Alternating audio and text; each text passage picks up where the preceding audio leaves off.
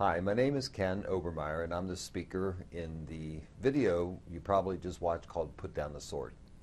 That video was taped in February of 2005, and that was a few months after my near suicidal attempt in around Thanksgiving of 2004. So essentially, it's about 7.5 years later, because this is March of 2012 when I'm doing this video. You've seen the video. Yes. Here I am. First and foremost, what has happened between then and now? You know, you're a couple months fresh out of looking guilt in the face, looking shame in the face, being at the pit of despair. Now what? What has your journey been from then till now? The starting point for me was, as I mentioned in the video, when I looked into Gizmo's eyes, I said, I can't do it. There was a lot of things I said to myself in my breaking down and crying, and I was in a fetal position on the floor, just crying my head off. And I made a decision, and I've always told people this was my first step, and probably my biggest step, is I made a decision. And it was like a commitment, and I didn't even realize I was making the commitment I was making up, but I was telling myself, I'm not going here anymore. I had lived most of the previous 30 years to a large degree in a state of depression and didn't even know it. And like I said in the video, I had set dates for suicide on 3 occasions, which I did. And that third time, I was damn serious.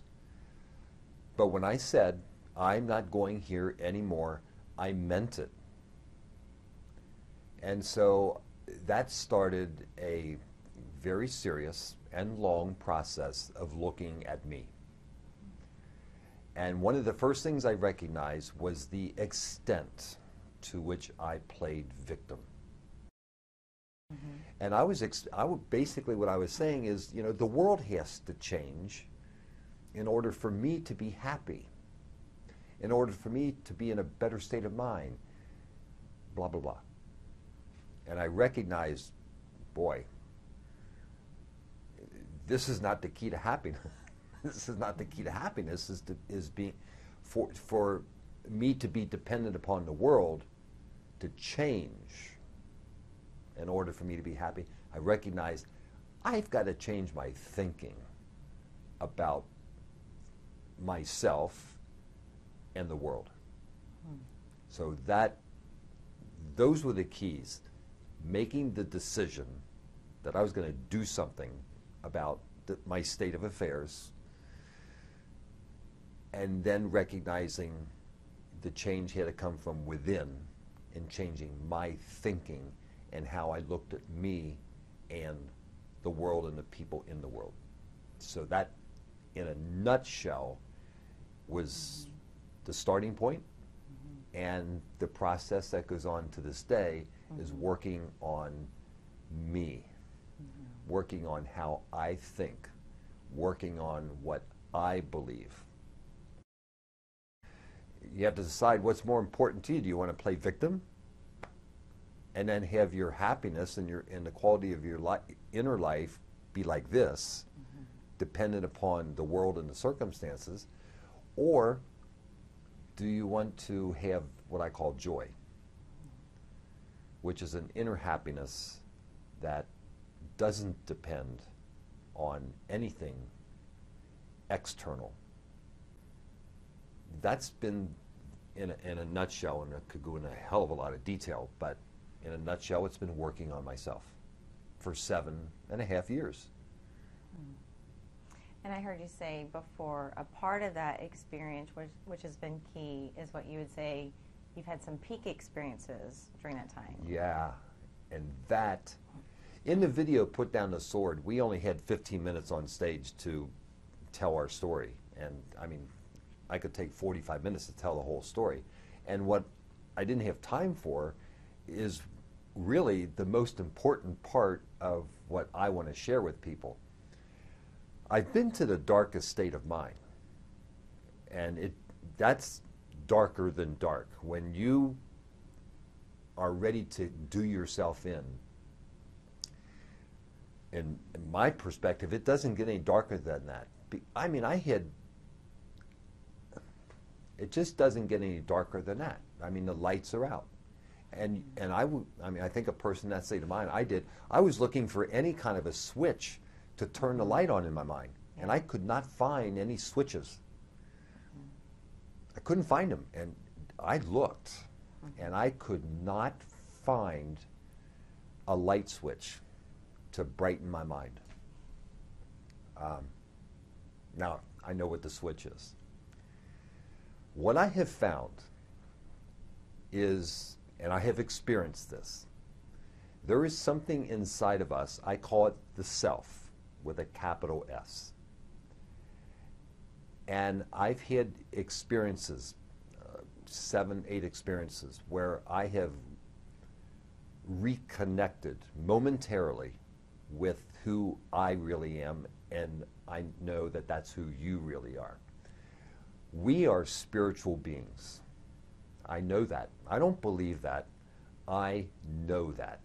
That, for me, is a fact. And being a spiritual being includes a few things. First and foremost, you and I are eternal.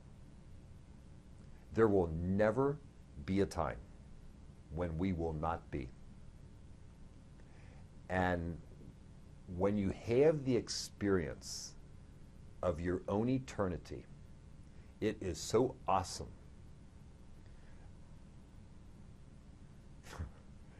It puts life in an entirely different context. You know, above all else, my gosh, you know, life throws a lot of things at me, and I don't always like them. But if I could have inner peace, inner joy, inner security, despite whatever goes on, now that is something worthwhile. Well, that's what my life is about. I know what it takes. I've been to the dark side, I've been to the bright side, and I'll take the bright side. As I started connecting the dots in my mind, and I saw, when I think this is how I feel. The feeling didn't cause the thought creates the feeling. The thought always comes first. So, and that's a very important connection that I made. And I always tell people this, if you want to change how you feel and stop playing victim, you've got to make the connection between your thoughts and how you feel, because there's a direct correlation. What you think is causing the feelings that you're experiencing. Because if you change your thoughts, you change how you feel. If I change the way I look at something, then my feelings about that something changes. I decided last summer, it was July of 2011, I'm 62 years old, and I decided last July that I might have a message to share, and I was going to share it.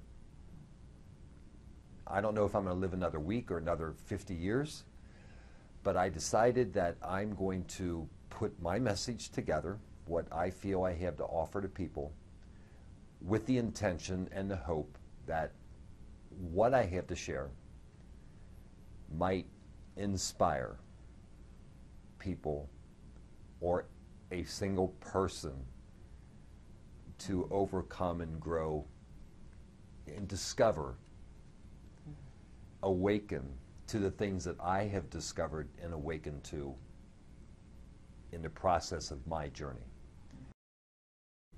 Hell, I care. I want to help people. I hope I can inspire people. That's the reason I do it. So that's what I'm doing today. It's what my life is about. And I just hope I can help people find what I have discovered and continue to become more aware of, and that is who we really are and why we're here.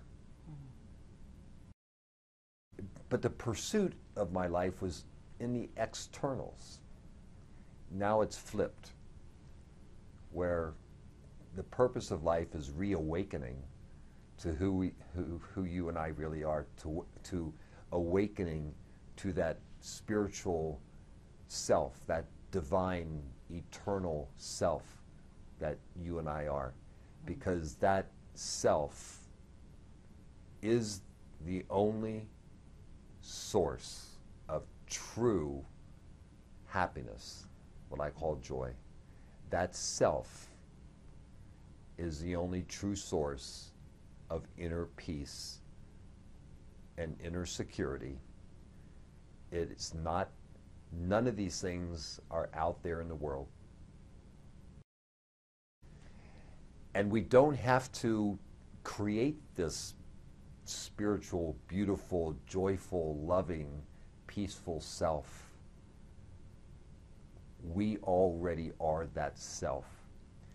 It's just that we have built obstacles in our mind that clutter the mind, and it's kind of like clouds that block out the sunlight.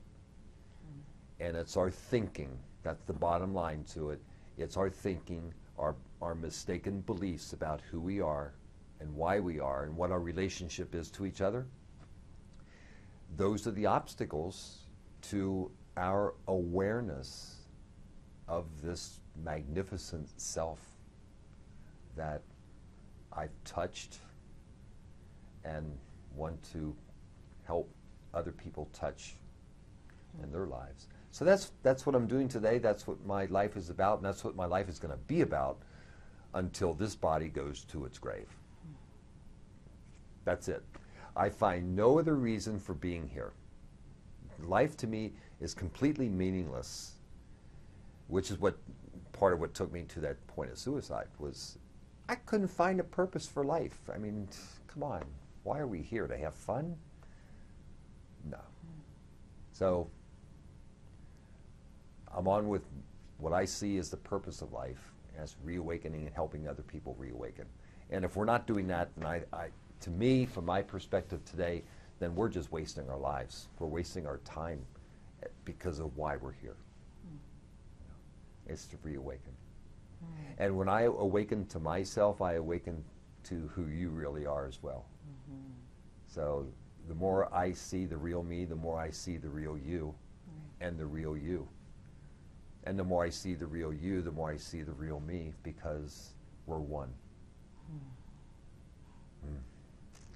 And that's what it's about. Separation hasn't worked. I mean, how long have human beings been on this planet? Tens of thousands, hundreds of thousands of years? There's 7 billion of us today, and this separation, that we're separate from one another, is so fundamental to the human experience, and that hasn't worked. Just look at the condition of the world today, and we've had tens or hundreds of thousands of years to work on this, and the separation idea that we're separate people, separate beings, it hasn't worked. Let's try oneness. Maybe our relationships with one another just might improve when we start seeing how we're one. So that's where I'm coming from. Yes. It's awesome. Very profound.